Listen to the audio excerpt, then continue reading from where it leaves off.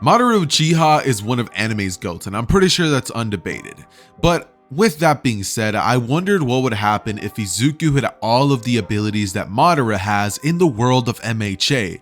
Like, just think about it. How funny and interesting would that be? So I sat down, scripted a video for a second, and I decided to pump this out to you guys. So if you guys ever wondered what would ever happen, now you have the answer. And if you enjoy this video, consider leaving a like for your boy, and as always guys, enjoy. Hey Ross, sauce it up.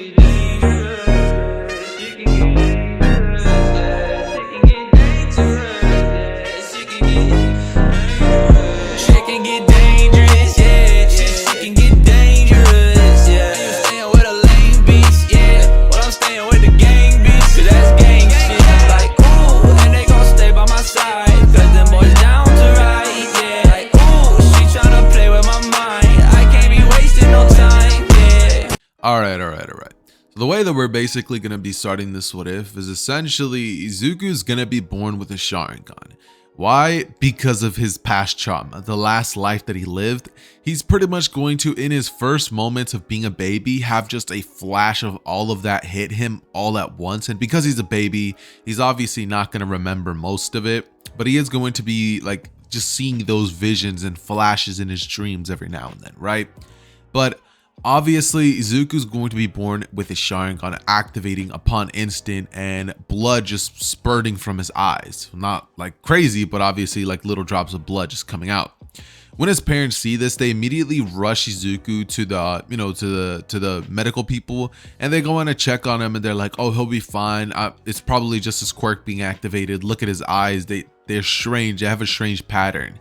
What's the quirk history in your family?" Right? And Inko is like, "Oh, okay, thank God, my baby's fine."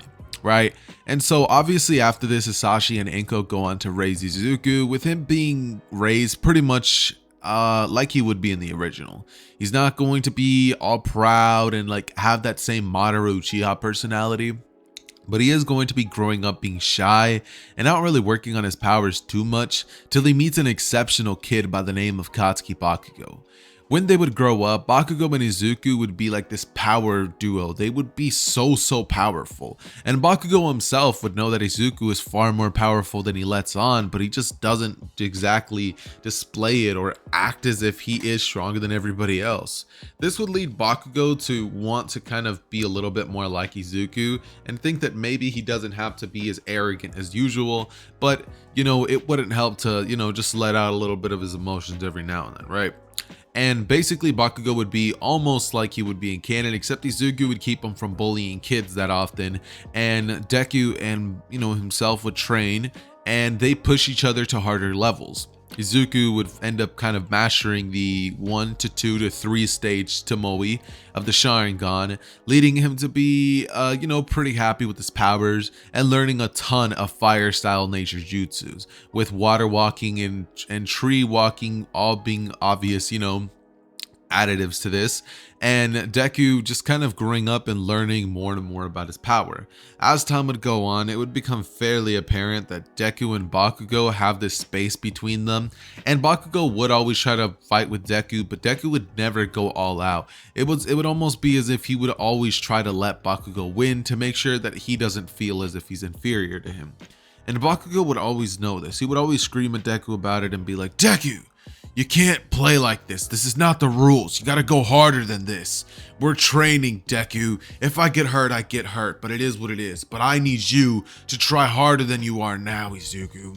Sometimes I really wish you were a bit more arrogant, a bit more proud with your speech, a bit more confident, Deku. It wouldn't hurt to have those features with you. And to just know that you're strong. Knowing that you're strong and knowing that you're powerful and better than everybody else isn't a bad thing, Izuku. It's what separates everybody from everybody. Because if all of us were the same, then all of us wouldn't be different." And so, they kind of grow up together with this ideology from Bakugo always trying to be pushed onto Deku, but just because of the way that he was raised, he would always be that shy kid that we know in the original. And eventually, what would end up happening is years and years would go by, when one day Bakugo would tap Deku on the shoulder and say, "Yo, wanna hit the arcade?" And Deku just is like, Nah, Bakugo, I think I'm gonna head home today. My mom said she was gonna make my favorite dish today. Bakugo's like, oh, all right, well, have fun. And he, walks off with the other goonies that he has, and they end up pretty much going into an alleyway and talking about what they would have in the original, with Deku going in the under alley and encountering the sludge villain. Now, the sludge villain encounter would pretty much play out a lot different than in the original, just due to the fact that this time around, Deku has a Sharingan, and his senses are just off the rails. Now, he doesn't have a Sharingan active all the time, obviously, but when the sludge villain appears from the thing, Deku hears it, he immediately jumps up into the air and sticks onto the roof of the tunnel that he's in, right? Now the sludge villain looks at him and he goes, "Get down from there, kid. I need your body to get away from All Might. You'll be perfect." Deku looks down at the sludge villain and jumps away as he simply says, "Fire style, fireball jutsu," and he shoots a very, very large fireball at the sludge villain, which pretty much ends up like toasting this man alive. And he begins to scream and be like, "Why? How is this hurting me?" It's like he's not used to getting hurt over like almost anything. Like the sludge villain is not used to pain whatsoever. But Deku just gave him a lesson in, pain and stuff like that. All Might then comes in and is all like, "I am here," and throws a smash at the sludge villain, which ultimately cools him down because of the wind pressure, and the sludge villain pretty much gets splattered everywhere. Following this, we end up having a scene with Deku and Bakugo talking for a little bit, with Deku saying he's a huge fan and getting an autograph, absolutely fanboying at All Might, right? And keep this in mind. Deku is fanboying over All Might, and the way that he acts is pretty much almost uncanny to the original version, right? So All Might is, he's pretty happy at this kid. He's like, "Hope to see you someday at UA," right? And he jumps off and, Deku just begins walking home. He's not interested in anything. He's basically running home at this point. And because he's as fast as he ends up making it back home relatively quickly, right? And during this time, All Might, because of plot, would end up actually dropping the sludge villain bottle. Now, obviously, it's not as much plot as it is All Might's pants just suck. His cargo pants are awful. I could tell that that bottle would have fallen out even without Izuku. But basically, we end up getting the moment where All Might drops the bottle. He lands on a building and he's just smiling because of the fact that the sludge villain is, he just captured a villain, right? But he's absolutely wrong. Once he arrives, he hears an explosion off in the distance. And he just thinks to himself, "Oh no, I messed up," right? Cue the Caleb City music. And we then basically get All Might like trying to make his way back with the bottle, just thinking to himself that he hopes he has enough time or that some villains can save him, right? He rushes towards the direction, and the sludge villain, once All Might arrives there, would essentially already have taken control over Bakugo's body. Now, what does this mean for Bakugo? He got suffocated and ended up dying. And he's not coming back. This is literally it for Bakugo. Bakugo loses his life the day of this incident, and the sludge villain is able to use his explosion quirk to actually blast off and get away from the whole situation. So everybody that was watching just had to watch a kid with an explosion quirk who was trying his absolute hardest to survive would say, "No, let me go. I'm going to be the #1 hero," right? He's blasting explosions off as much as he possibly can and trying his best to stay afloat. But the sludge villain would continuously flush its fluids down into Bakugo and eventually fill it in, making it so that Bakugo just choked to death. And after this, he was able to just fly off with Bakugo's body. Keep that in mind. Bakugo is now a villain, and he's a villain because his body was taken over by the sludge villain. Now the sludge villain is going to be having the power to use sludge and explosions. That's kind of OP. But regardless of this fact, Deku wouldn't be informed of this, and so he would pretty much just be at home until suddenly the news would go on his channel, and Izuku would go to turn the TV off until he sees the caption, middle school boy named Katsuki Bakugo killed. And Izuku just reads that and he's like, "There's no way." The controller drops out of his hand in like a very dramatic way, right? And then Izuku just like stares at the TV as he falls down onto his knees and just begins to like sit there in absolute silence. No tears, just silence. Izuku immediately grabs his stuff, rushes towards the scene of the destruction, and when he sees like the fire and the sludge that was all over the place, Izuku can't help but think to himself that if he would have just killed that sludge villain, Bakugo would still be alive. If Izuku would have actually used a more powerful jutsu, Bakugo would be fine. Had he used the majestic destroyer flame, that thing would have never survived and never gotten away with Bakugo's body. Deku's eyes snap into the form of the Mangekyo Sharingan, feeling as though it was all his fault. Because if you really think about it, it kind of was. But Deku just has that thought in his mind, and for the next couple of days he would beat himself into a pulp over and over and over. And Deku would be told over and over by people that they're sorry for Bakugo's death at school, and people would be saying that he would have been a great hero, and all that Izuku can hear is how many good things Bakugo could have done had he lived. And eventually 1 month would pass, with Izuku ending up attending the funeral with no body in the casket, just a picture of his best friend. And Izuku seeing this, his Mangekyo would activate instinctively, as he just stares at the picture of Bakugo inside of the coffin, and he swears to Bakugo on his life that he will do everything that he wanted of him, that he's gonna stop being the person that Bakugo himself like always kind of disliked a little bit. He promises to leave the old Deku behind here and now, and be the kind of man that Bakugo would have been proud of.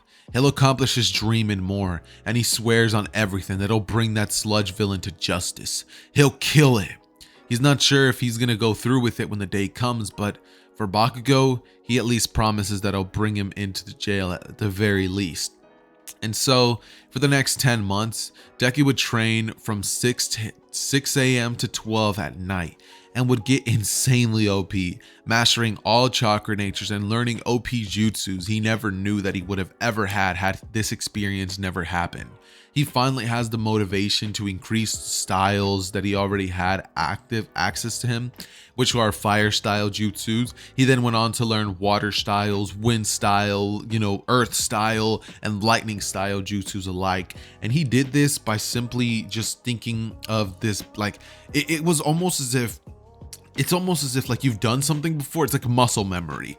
Like he tried performing different things, and it was almost like muscle memory that just allowed him to just be able to do these things, right? His body sometimes would just do jutsus without him even wanting to, and that would be the way that he would pretty much end up discovering brand new jutsus. And after this, he would end up actually discovering that by mixing water and earth together, he's actually able to create something very, very special, which would become very, very OP. And yes, it would be the wood style jutsu. So he would end up having access to Hashirama cells and stuff like that. So his regeneration now is already going to be off the charts. And yes, he is going to be having a bunch of the same abilities that Madara had before his death, but sadly he's not going to be having the Rinnegan, just because it's not what if Deku had the Rinnegan, it's what if Deku had, was Madara's reincarnation or had his powers or whatever, right? So with this being said, we end up just getting Deku becoming very, very powerful with the abilities that he currently has access to, and finally the day of the entrance exam would finally roll around. But this time around, Deku would just look so much more buff. Like his muscle mass would have increased by a long shot. He would have grown so much during these last 10 months. He was in and out of the gym constantly. And when you really think about it, the characters in Naruto could have been so much more ripped if they had access to a gym and not just body weight and calisthenics, right? But he pretty much ended up becoming more ripped, and he got way fast. Like Deku is so unbelievably fast, because Madara is not some powerhouse shinobi. Madara is a speed type shinobi. He is so unbelievably fast that if you blink, you die. But obviously Deku can't just go around killing villains this time around, so he had to tailor his fighting style to the point where he can like injure them critically but not kill them. So yeah, he's still going to be fighting with a large with a sword. He's going to be fighting with a Bancho Tenin fan. I think that's what it's called. I'm not sure. I might have just like pretty much like devastated your guys' ears by how little knowledge I have on this, but bear with me here. He uses that large fan that Madara has access to, and he's also able to use the ability of what else is he able to use? I don't know. Let's just keep it that there. He has like his kunais and his shuriken and all that stuff and explosion tags in like a little baggie. But he doesn't have access to that right now because he's only going to be using his quote unquote quirk. And what would end up happening here is essentially devastation. Devastation is going to be happening during this entrance exam. When Izuku walks in, he just remains quiet, walks to the building, takes his test, and when the test is finally about to start, Deku just remained towards the back of the crowd with his eyes closed, just simply thinking about Bakugo and what he would have done. He opens them, and the second that Present Mic comes on the thing, Deku just would immediately jump over everybody and even the entrance gate and would immediately land down, just shooting a gigantic water like style jutsu that would flood the area and destroy multiple robots. Then going on to use a lightning style to have all of that just shoot out at the robots and just make them kind of short circuit, giving him immediate points off the rip. Izuku then runs on top of the buildings using his chakra styles, using his wall walking obviously, and pretty much just jumps down and essentially just uses his jutsu such as like wood clones to essentially spread out in a large area and just begin to absolutely devastate each and every single one of the robots. Everybody would be watching, wondering when they're going to get a chance to get the robots, because they can't go down the original path because there's water with lightning in it and they're going to get electrocuted. So they have to go around to the other paths that Deku left, and the robots that he would have left behind would have been like one or two maybe. But with all these clones going all over the place, using insane jutsus, wind styles, earth styles to like have boulders just crush robots, two giant fists coming out, wood dragons, Deku is devastating all of these robots. And All Might and Nezu and everybody watching this kid would just have like these expressions on their faces that just say it all. They're just so happy at this prospect that they have in UA. And eventually Nezu would actually end up having to use a 0-pointer earlier because those other robots were not doing it for Deku. The 0-pointer appears and Deku looks up at that thing and he pretty much just ends up smiling as he forms a large Susanoo that by far actually ends up being larger than even the 0-pointer. He ends up taking his blade out and just slices down at the 0-pointer, but it also ends up cutting all the buildings that are behind it by a large amount. Like a bunch of the buildings just got cut in half. And Izuku from there ends up dispelling his Susanoo and essentially just kind of spitting on the ground and walking towards the direction of the entrance once more, not saying a single word to anybody, as everybody is just too shocked to even say anything. Ida didn't even want to say anything like, "You should have left robots for us," because he's like, this dude is a god. Like, have you ever seen anybody do what Izuku just did so nonchalantly in your life before? Nobody's ever seen something like this before. Izuku is a literal god among men. Bro is literally Superman. But anyways, Izuku walks off and eventually his letter of acceptance would come in, along with a note asking if he could please come into UA early for a brief talk with his principal Nezu. Now, he would do so, and Nezu would pretty much just tell Izuku that he is so impressed by him that he's willing to give him a full ride to UA, full access to the facilities, and even switch like their housing, like their current housing. He's willing to put them up living wherever it is that they want. And for now, UA will be sponsoring Deku because that's just how much faith they have in Izuku. Nezu is almost positive that Izuku is already much stronger than the current symbol of peace, All Might. So with that note of information already like there for Nezu, he has no fears of what he's doing, and he wants to make sure that Izuku stays on the hero path. So Izuku pretty much ends up accepting all of this just because why wouldn't he? Why would he just deny all of this? Bakugo would have accepted this and been happy and bragged about it, but Izuku is going to accept it, smile, and just wonder like if Bakugo would have been proud of him, right? And eventually what would end up happening is Izuku would end up wondering if he could bring back his friend Bakugo, but he just has that to the back of his mind and thinks that that's ludicrous, that there's probably no way that that could ever happen.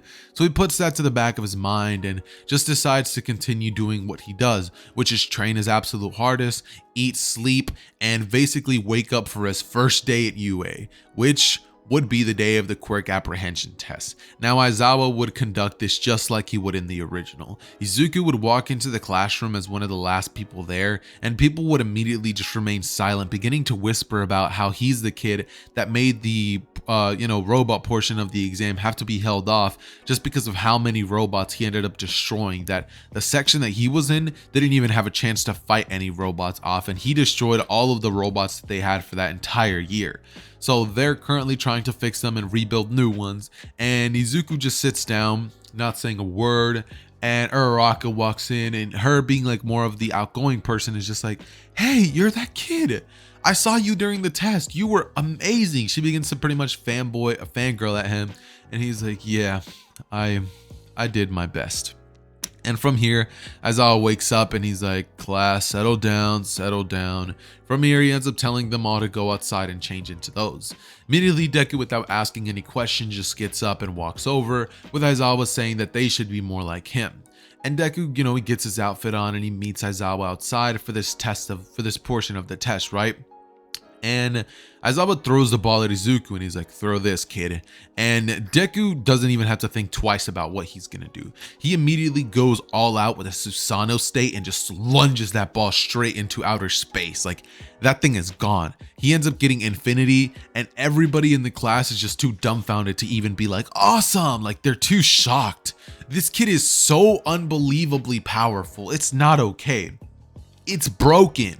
But regardless of that, they do end up trying their best, and everybody does end up getting pretty mediocre scores, like the ones that they would have gotten in the original. Izuku ends up breaking records upon records, and every single thing that has an event for it, Deku is the one that gets on top of everything.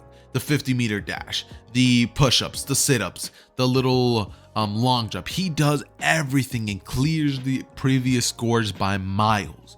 Izuku's not playing no games. He's out to let it be known that he is the absolute best here, and he's doing that because that's what Bakugo would have done. He wants to let them know that he's the best, and he has a cocky smile on his face while he does this. He's proud to do what he's doing because he's doing this for Bakugo, for his memory to live on through him. And Deku is absolutely just tearing through these exams so fast that everybody is still like, they're just watching him in awe to see what he does next. It's like Izuku has the most versatile quirk in the world. When Izuku kind of like has to do anything, he just has an answer to everything. He's even better than Momo at everything. She obviously ends up getting second place, and Izuku just kind of goes on to just kind of remain silent at the back, just with a smile on his face, looking up at the sky, just thinking if Bakugo would be proud of him right now. And he thinks that he probably would, considering Bakugo would have done something just like that, maybe even being even more arrogant about it. He laughs to himself, and everybody looks at him because they're still paying attention to him, and he's like, you guys got a problem or something? They immediately look away, and Izuku just begins to look down, just thinking about Bakugo and stuff like that. Thinking about how his body can't even be put to rest because that damn sludge villain did what it did. So Izuku decides that he's going to take matters into his own hands, and eventually during the nighttime after school, for the next couple of weeks, he pretty much just begins to go on the dark web and begins searching for any leads he could possibly find on the sludge villain. He ends up meeting some very, very shady individuals, which do try to backstab him every now and then, rob him blind, but Izuku's just so OP that it doesn't work. Izuku ends up pretty much gathering as much information as he can, but there's nothing. There is nothing. That sludge villain literally can't be found. It's almost as if he has gone off the grid, off the map. That sludge villain is so good at just keeping himself hidden and hasn't even been doing any crimes as of lately that Deku doesn't even have access to finding the sludge villain. After a couple of days would pass, Izuku ends up giving up, and eventually this would lead him to the day of the I would say USJ because I said weeks, but just keep in mind, like, it would have been weeks, which does lead him to the USJ, but I can't just skip the heroes versus villains, so we're going to be briefly covering that.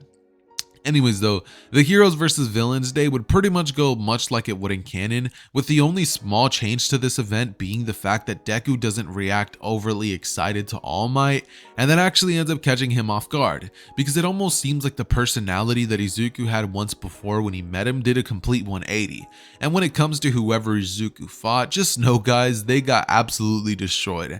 And just for laughs and giggles, let's say that he had a fight against Toru and Mineta, just because it would just be so so funny to see both of them just be absolutely terrified up on the bomb room.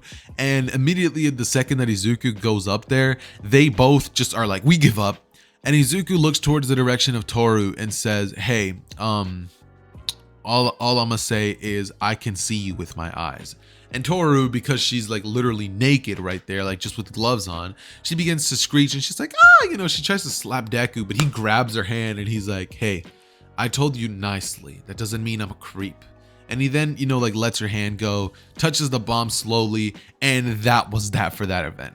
But eventually we now cut into the day of the USJ attack, and if we're even gonna call it that, we're gonna call it the USJ massacre. But it's not going to be calling that because of the fact that Izuku's gonna get destroyed. It's because of what he's about to do to the villains. You guys remember the Shinobi Alliance versus Madara? Yeah, just picture that, except the people who he's fighting against are even weaker. This would be something great for me to cover just because I absolutely love Madara, and this just seems like the perfect time to just absolutely go just crazy. Izuku this time around doesn't even bother using shadow clones. The second that he looks at that building, he can immediately tell, yeah, there's somebody there. So Izuku just looks at the class and he's like, everybody get out now. That means you, Aizawa, and 13. And they look at him and they're like, what are you talking about, kid? And Izuku immediately just says, if you won't listen to me, then he uses a wood style jutsu that creates a large hand that just grabs them all and throws them out of the USJ, then using his earth style to close off the entire USJ, making it so that he's the one man that stands inside of the USJ, with Kurogiri looking at him and Shigaraki looking up at him from, up to him because he's at the lower portion of the USJ, the earth section. This is when Deku just looks towards the direction of Kurogiri and says, so you're the villains that ended up trying to crash the party. Cracks his neck, cracks his knuckles, and then begins to say, let's get started then. As he rushes in towards the direction of Kurogiri and using his Sharingan, he's able to quite easily tell where Kurogiri's thing is. So he hits Kurogiri down with a wind style like jutsu that just creates like this scythe like, the wind is so sharp that it's lethal, and it like kind of cuts into Kurogiri's metal thing, and it ends up sending Kurogiri crashing onto the ground. So the teleportation is gone for everybody. And now Izuku stands at the top as he simply says, you want me? Come get me. The villains would immediately say, let's go, it's just one kid. And Shigaraki would be laughing, saying, Kurogiri, can't believe you let some kid take you down. But immediately Izuku looks towards the direction of the crowd and says, deep forest emergence, as a large forest just comes in and engulfs all of them. The forest branches are just coming and attacking them, burying them under thousands of pounds of just wood. Pause.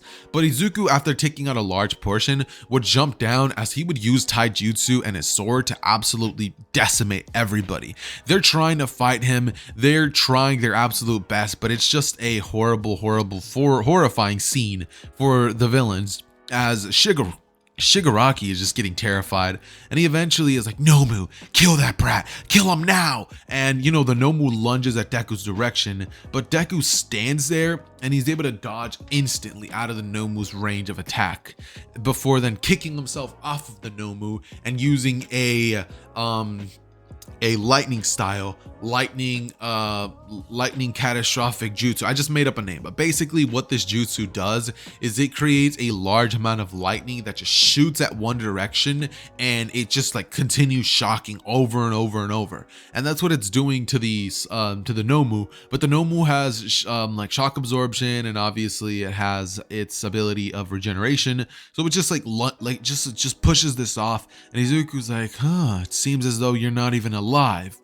Well then, looks like I can actually have fun, as he rushes in once more, and this time around Izuku's not playing no games. Izuku's going out for blood. This Izuku is not playing right now. So he pretty much ends up using a 1000 Buddha like jutsu, like a Buddha statue just comes from behind him, and it has like, or no, not 1000, but he uses like a wood golem that rushes in at the Nomu and bam, fists collide.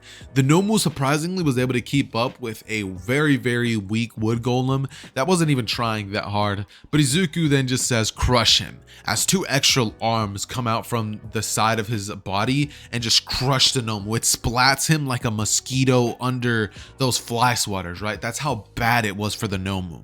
He then looks at Shigaraki, and Shigaraki is absolutely terrified. He begins trying to run away, but when he runs, like, Shigaraki's not moving. His body is staying completely still. Right now, he's inside of the world of a genjutsu, and Izuku just like runs up to him, and this is from Shigaraki's perspective, mind you. Shigaraki is just like trying to run away from the outside of the building, like trying his best to get away, and Izuku appears right in front of him and pretty much proceeds to kick him all the way down at the steps, causing Shigaraki's bones to snap and break like twigs, and him to cough out blood and just like in a desperate attempt to get air. Izuku then lunges down at him and stomps on his chest with his foot, as he tells him if he's gonna be begging for mercy or if he's gonna die now. Shigaraki is like, please let me live. You're a hero. Heroes can't do this. And Deku was just looking at him and saying, I'm no hero. You know what? I'm not even a villain. I'm much worse than that. He goes on to stab him with a kunai, and Shigaraki is just absolutely like, he's dying right now. Shigaraki is screaming for like help, and Deku then goes on to cut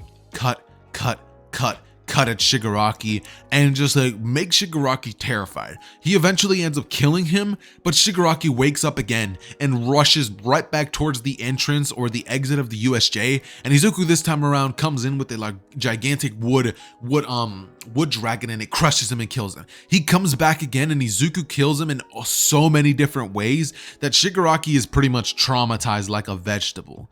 And once Izuku is done with that, he walks towards the direction of the jutsu that he performed around the USJ, releases it, and Aizawa comes out looking at Izuku angrily with his hair up, and you know, him noticing that everybody, like all of these villains, are on the ground bleeding, they're wounded, and the main boss is just on the ground like shaking. Like there's no injuries on him, but he's just shaking on the ground, like, and Aizawa is like, you took care of all of them.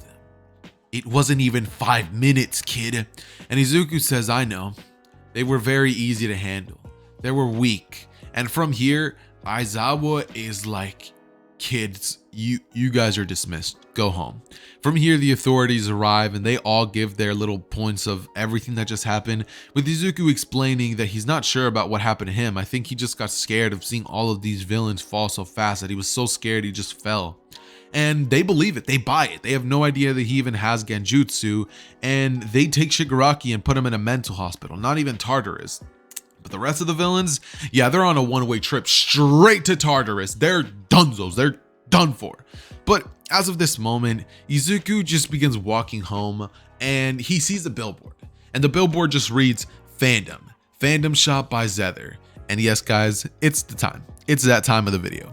It's time for today's sponsor! As anime fans, we love to show our support to our favorite shows by rocking anime apparel. But something I'm pretty sure we can all agree on is it's so expensive. So I've partnered up with Fandom to bring you all affordable, high quality anime merch that you are sure to love. And if you use my code Xehther at checkout, you can even get an extra 10% off the already affordable merch. Keep in mind, it does come from overseas sellers, so its sizing is going to be different since it's overseas. That said, let's get back into the video. Jumping back into the story, Izuku finds himself right back at home, and you know, the dude pretty much just ends up taking a long nap and waking up the next day, right? When he wakes up the next day, he pretty much is given a text from UA that school will be canceled for the next 2 days. This time, I don't really see a need for there to be a cancellation of 1 week since the event wasn't really traumatic for the students, and Izuku was really the only one that was able to do what he did. The one thing that does happen, however, is that Izuku does get a message from Nezu asking him if he could please come into the school. Izuku does so, and so, you know, his gigantic gate is open and he gets dropped off to UA with a limo. Now, when Izuku does this, he pretty much ends up saying bye to his dad and mom, And you guys might be like, Hisashi's home? And yes, Hisashi's home because Izuku and his family never has to work another day in his life if they don't want to. Like, Izuku at this current moment just has to be hero, and both of his parents will be completely fine financially. Hisashi doesn't need to provide money for them, so Hisashi's actually there with the family. And this is actually kind of nice for Izuku because all of his life he never really had his dad there as much, so he's kind of thankful at how powerful he got.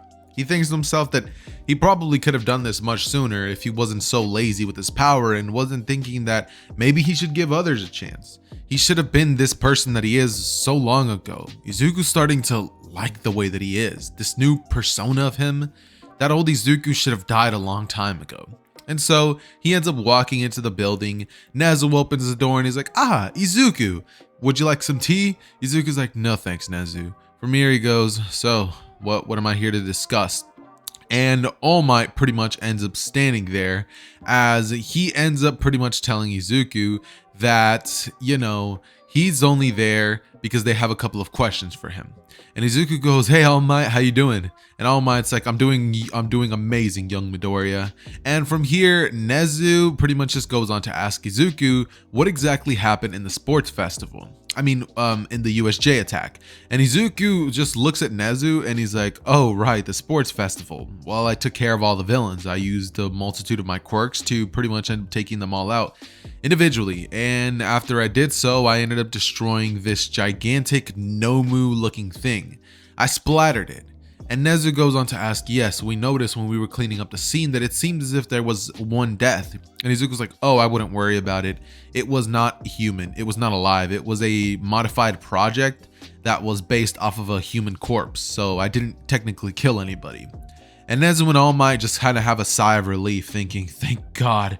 All Might then has like a sweat drop trying to like stop. And he's like, "Kid, I was terrified I would have to fight you and bring you in." And Izuku just goes, "Oh my, you're funny. Even if you tried, you would have lost." As from here, he pretty much just goes on to be like, "So can I go now? And by the way, Nezu, classes do start in 2 days, right?" Nezu's like, "Ah, yes, you got the email." And Izuku's like, "Great, then I'll see you then." And he goes, "On All Might, you should maybe try learning a couple more fighting styles than just punches, because in your old age, I've noticed you've gotten a bit weaker." And from here, Izuku goes on to pretty much just implant a subtle genjutsu into All Might that will make him suddenly want to train a little bit in terms of martial arts and stuff like that, making him want to learn how to fight a bit better than just punch here, punch here, punch here, super fast, punch, punch, punch. You know what I mean? Like, I feel like All Might kind of needs that in a sense. But regardless of that fact, we then jump back into school and they have a couple of normal days at UA. Nothing's really going too crazy. They're obviously informed about the UA Sports Festival, and the other classes do still come over to them and they're like, "Hey, we just want to scout the competition." Izuku just body flickers past them and goes on to go get his lunch just like he would originally. And from here, it pretty much events just lead just like they would in the original. Izuku this time around does have one change, which is that he actually gets to be the one that gives the speech. And in a very, very proud Bakugo-like fashion, Izuku just goes on to say that he's gonna win as he steps away from the microphone and he pretty much goes back to his classmates. Everybody else who wasn't part of Class 1A looks at Izuku with a death stare, and Izuku just glares back at them with the Sharingan activated as all of them they kind of look away from Izuku's eyes. But by then it was just too late. Izuku pretty much trapped pretty much everybody that is going to be his opponents in a subtle genjutsu. And they're trapped. Just to put it lightly, you don't look at an Uchiha's eyes, and that's what Izuku is. He's an Uchiha, so they already pretty much lost in it. Already. It's just, I'm sorry, it's already happening. They're all losing already. But we do get into the first event, which is obviously the race. Now, the way that this race would go down is basically Todoroki shoots his ice, right? Todoroki shoots his ice, and Izuku goes on to jump up onto the air and do the Uchiha splits kick to pretty much propel himself out forward the ice. He propels himself up into the air. He puts his feet on two people's shoulders and just kicks off of them, doing a front flip out, dodging all of the ice, making it so that everybody else would pretty much be stuck on the ice. And Izuku simply just goes on to use a fire style to melt the rest of the ice. And from here, he pretty much just uses his his chakra to pretty much run on the ice as easily as he possibly can. From here, he then goes on to pretty much use a couple of very simple jutsus to essentially keep a couple of people in place and just rush into the 0-pointers. Once he sees these 0-pointers, Izuku immediately just says, fine, I guess I'll handle them for these guys. He creates 2 wood clones, and those 2 wood clones end up creating 2 wood dragons, right? Now these wood dragons rush in and they dismantle these 0-point robots as Izuku just flies off on his own wood dragon that is pretty much flying at max speeds, or just like going fast at Todoroki, right? Now Todoroki, looking at Izuku, tries to shoot ice at him, but Izuku just uses a fire style jutsu, a fire wall that stops the ice from getting anywhere near him. It just melts upon contact, right? And Izuku continues going towards the finish line, pretty much passing this event with flying colors, making it so that there's really no reason for Izuku to continue being there, right? But what does obviously end up happening is that we get this really cool scene where Izuku just is the winner and everybody is like, wow, this kid was not lying. Like, that was impressive. Even the people in the crowd who thought he was a show-off kind of start cheering for Izuku just because of what he just displayed. I mean, you see a kid whip out 2 dragons, you see a kid whip out clones of himself, and it at this point just begins looking like he has multiple quirks. People are eating it up. And the crowd is absolutely loving it. Midnight is putting on a show. Mr. Mike, or the President Mike, right? President Mike is over there, you know, like doing the commentating and all that stuff. And this UA Sports Festival is actually going crazy. Like, everybody's pretty excited. All Might would be in the stands with Mirio, pretty much telling him that that's his only competition. That boy right there is even more powerful than he is. So Mirio is going to be having to learn how to use One for All a lot quicker than he would have before, because he's going to be the next symbol of peace and he needs to, you know, remain there. And so, you know, Izuku just continues on with the race, and what pretty much ends up going down after this is we just have a very simple thing happen, which is pretty much just the cavalry battle. By the way, I'm really sorry about that noise that just happened. I dropped my AirPod on the ground. Let me pick it up with my toes. Oh, I'm wearing socks. It's hard. Yeah, I can't do it. Anyways, but pretty much what ends up happening after this is we have the cavalry battles. And the cavalry battles is going to be won because of one simple factor. Izuku has Genjutsu placed on everybody who is pretty much going to be on his opposing team. And what ends up pretty much happening is that Izuku has it so that everybody who is trying to essentially try to get his headband would like just not be able to move. They're in a Genjutsu and they're just not moving. And only the weak people are the ones that like are able to actually go towards Izuku and try to take the headband. But Izuku would not really care because he has 3 of his clones holding him up and he's just sitting there with his arms crossed thinking to himself that they're not going to even get close. He activates his Susanoo, and any of the teams that would even attempt to get close would realize that they cannot destroy this impenetrable shield that he has, this ethereal like Susanoo thing that he has out, right? And the crowd is just eating it up, right? Like, they're loving every second of Izuku, you know, putting on this absolute show for everybody. And Izuku just continues doing what he does best, which is pretty much just show off. The next event would finally come into play, and it would be the 1v1 battles. Now, this would go down something like this. I've always wanted to have something like this happen, right? Obviously, Shinso talks to Deku, and Deku does end up talking back to him. He's like, yeah, he's like, must be nice to have an incredible quirk. Izuku says, oh, it's not a quirk. And at that moment, Izuku is inside of his own mindscape, right? But he snaps out of it almost instantly, and he looks at Shinso, and Shinso looks deep into his eyes. But keep in mind, the Mangekyo are activated, and at that point, Shinso already lost. Shinso at this point is looking at Deku, and Deku is like inside of his Genjutsu world, right? Looking at Shinso, and he pretty much just tells him that his weak powers are pretty much nothing but a mere imitation of what he can do, as he ends up pretty much growing in gigantic size. Like Shinso just sees Deku grow to the size of like a skyscraper, and his foot just comes down and is about to crush him. So Shinso, like in the outside world, just like goes down onto the ground and he's like, I give up. And Izuku looks at him and he smiles, and everybody in the crowd is like, what? And, you know, they begin laughing, saying, you know, I would have given up with that kid if I was him too. You know, don't blame him. And Shinso is just like, what? That wasn't real? Izuku then looks at him and says, kid, you got a lot to learn if you want to copy something that I created. And from here, he pretty much goes on to go for the next battle, which is him versus Todoroki. And the way that I see this going down is very, very funny, because what I see personally happening is pretty much Izuku being able to essentially get Todoroki in a subtle genjutsu that makes it so that Todoroki is attacking everything except for Deku. Like, Todoroki is shooting ice at like places where Deku's not even in, and Deku would just be sitting down right next to Todoroki as he's shooting all of his attacks, just seeing Deku dodge out of his way and talk smack to Todoroki while he's doing this. But in the outside world, Todoroki's just shooting ice at literally nothing, and it appears as though Todoroki is like just being dumb. Like, Endeavor would shout Shoto, but it wouldn't just come to Todoroki, like he can't hear anything. So Deku would inevitably end up just going towards the direction of Todoroki and being like, hey buddy, snap out of it. Todoroki opens his eyes and realizes that Deku has been right next to him this whole time. Deku from here just goes on to say, here, let me help you out. As you know, he grabs Todoroki by the arm, and Todoroki's like, let go. So he shoots fire at him from his side that he doesn't want to use. And from here, Todoroki just goes on to be like, no, I can't use that. And Deku's just like, why can't you use that side, huh?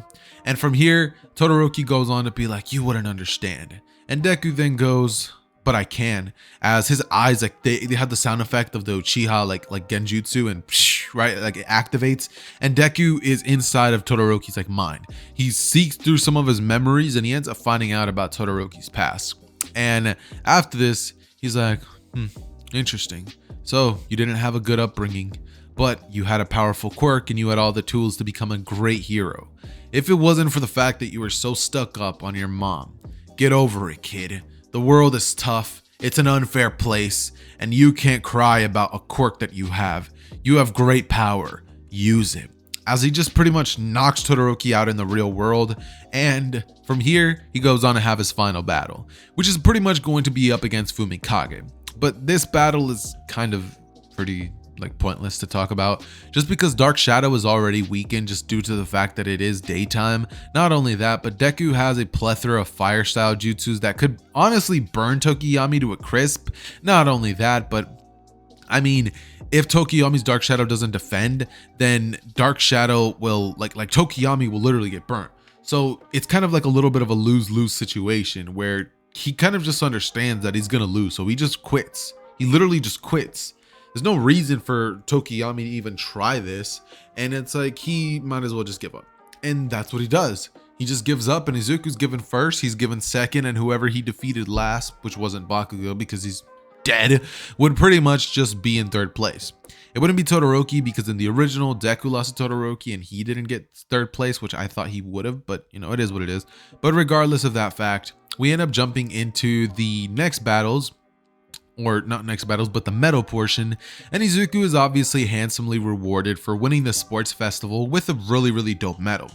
Following this, we get the next couple of days at the UA, and the next couple of days are pretty much just spent discussing their future pro hero names as well as their internship opportunities. And Izuku would decide that who he's going to be interning with is actually going to be one of his favorite childhood heroes, which is actually going to be Best Jeanist. Izuku likes Best Jeanist. Not only does he like Best Jeanist, but he kind of just feels like Best Jeanist would have been Bakugo's option, so he ends up going there. And because, you know, Deku is kind of like more of like he can be quite nice and like follow the rules and doesn't have like a personality that's like Bakugo. He's just very confident. He's actually able to learn quite a couple of things from Best Jeanist, and it comes without him having to have that portion where Best Jeanist is kind of trying to snap him into shape, because Izuku is already in amazing shape. So what Best Jeanist pretty much ends up teaching him is just how to use his abilities in more of a strange way, to think outside of the box with his quirk usage, explaining to Izuku that he has a very weak quirk, but because he's trained it to the max every single day and worked very hard day in and day out, he was able to get as far as he has now, and being the number 3 hero in the world, I think it is, right? Yeah, number 3. But Regardless of that, Izuku then also goes on to learn general general internship knowledge, such as like how to run an agency and things like that. And that's pretty much what Deku would inevitably end up learning. One thing that also does end up changing in the story is the fact that Izuku has a genjutsu placed on Ida. The moment that he found out that Ida's brother was stabbed, Izuku knew exactly what was going through his head, because he was thinking the same thing when Bakugo was pretty much killed. The only difference between him and him is that Deku could actually take Stain out, while Ida just can't. So he places a genjutsu on him when he leaves towards the area with, Manual, and he pretty much ends up making it so that Ida's like wishes to want to go after Stain are pretty much nullified. Like they go away instantly. So he's there wasting his time with Manual, not really with too much of a powerful hero, but he learns the basics, and the Stain situation is pretty much avoided. Since Shigaraki is not with the League of Villains, the Hosu City incident doesn't even happen, and we're just gonna say that Mirio at this current moment is just training with, Gran Torino. He's trying to get a further grasp of One for All, and at this current moment, he has access to about 40% of it just because of how absolutely ripped this dude is. Now, let's say 60, let's be fair. Mirio is very, very buff compared to Deku, and I feel like his body would definitely be able to handle at the very least 60%. With a couple of its extra quirks that come along with it, just because, Mirio is a badass. But that aside, we end up cutting into what ends up happening afterwards, which is the race that all of the students end up being placed in. And because this race is kind of irrelevant, we're going to be skipping this entire thing and even the final exams, just because Deku is going to be fighting against All Might, but the battle isn't going to be exactly too extravagant. See, it goes down something like this. How do you guys imagine Madara would deal with a brawler type? He's already fought somebody like a Night Guy, Night Guy literally. And he was so fast and so strong that he was able to rip barriers in space-time. It was absolutely insane. And even Guy wasn't able to even scratch. Not even scratch. Madara, without the help of the other Hokages. He would have died multiple times had it not been for the added assistance of the other Kages, right? So All Might just kind of throwing punches and kicks and stuff like that wouldn't really do much to Izuku, just because Izuku is already on a level just so much superior to him that literally one of his clones would be able to actually defeat All Might. But because he has so much respect for All Might, he ends up actually not wanting to fight him head on. So he ends up deciding to essentially go out through the exit, right? He wins by just speed blitzing All Might and making him fight against a clone, which he would be ragdolling just to make All Might feel good. And, I would do a situation where it's would you like these Susanos? Would you like these clones to use Susanos? But the time has not yet come, guys. The time has not yet come. It's coming. Trust me, it's coming. Just not yet.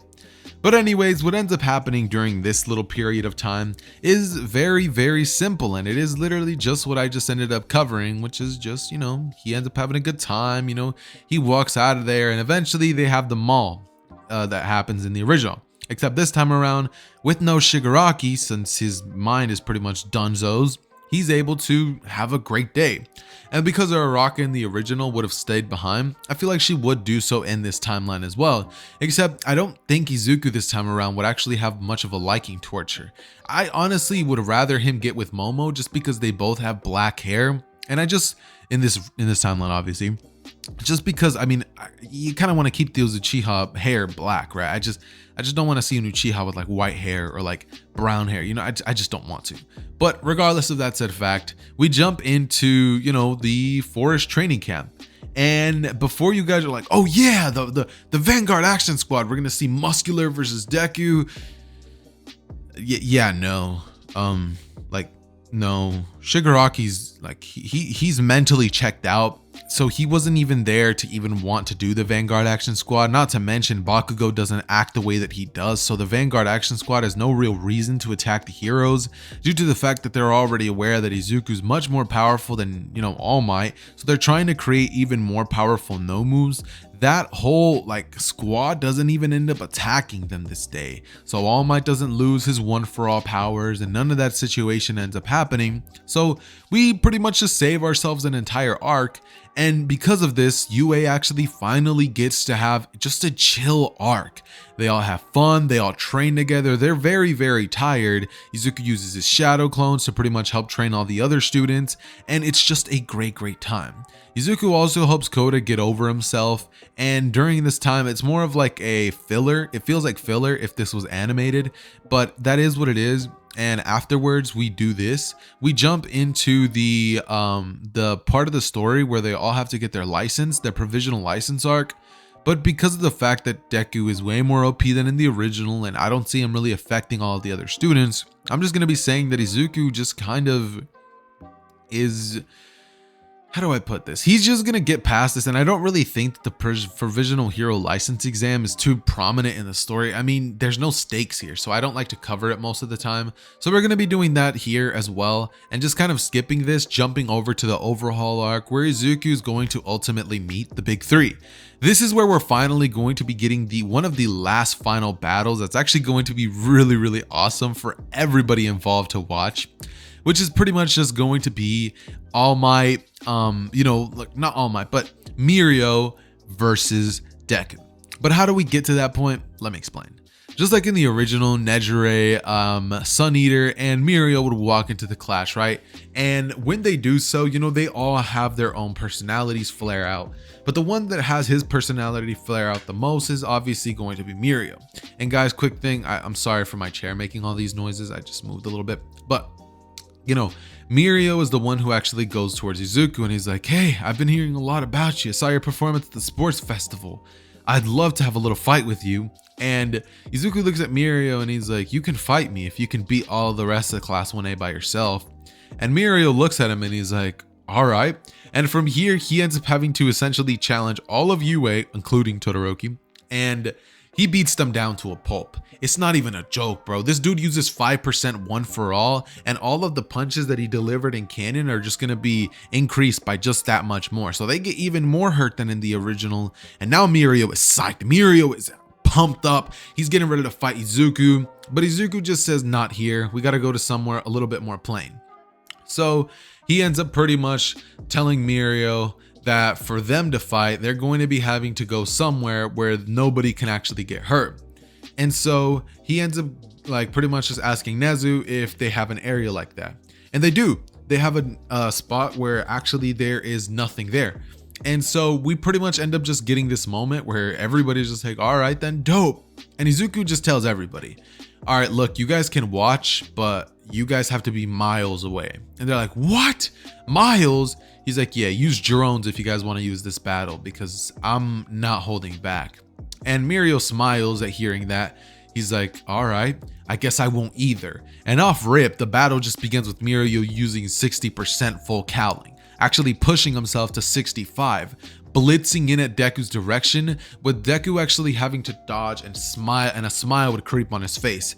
His Mangekyo would snap, and Izuku would begin reading Mirio like a book. His punches, his kicks, his phasing, he would obviously try to phase and like do the poking of the eye thing. But Izuku, right when Mirio was about to punch him, a Susanoo would appear and it would just blow Mirio back right down onto the ground. As Izuku is inside of a Susanoo and he's like, before I fight you, fight these.